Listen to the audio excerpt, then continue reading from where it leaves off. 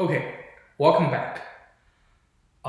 Today we're going to talk about a new section called limit of a function. Okay, as you can see from our first section, we talked about the rates of change, right? The average rate of change, instantaneous rate of change, and correspondingly the slope of a seeking line and the slope of a tangent line.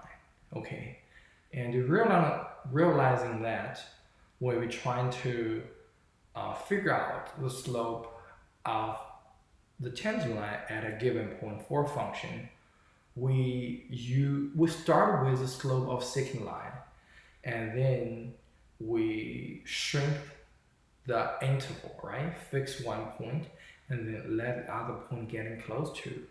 As you remember, this progress, we're using the idea of a limit. Okay, let one point get approached to the other point. Okay, and now we're gonna talk about what is limit.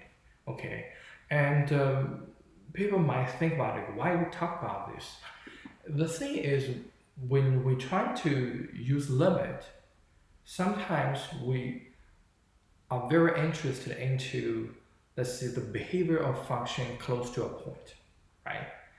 And limit plays a great role for this type of exploring.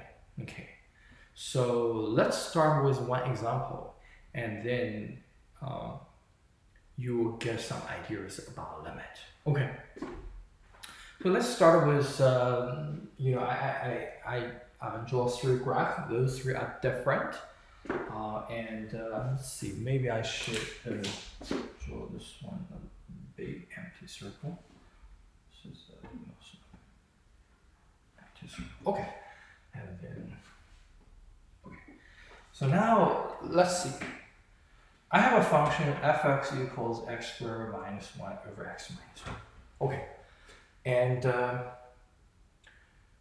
now if you still remember, a formula is called a difference of squares, then you can easily see that for the numerator of our first function f(x), it can be factored into x plus 1 times x minus 1. Okay.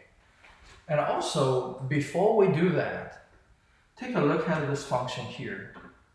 You will see that the domain of this function actually it's all real numbers except x equals 1, right?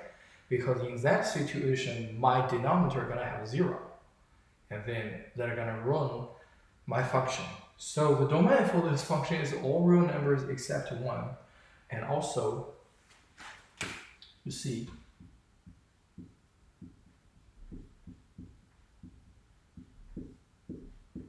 right? This is what we can do.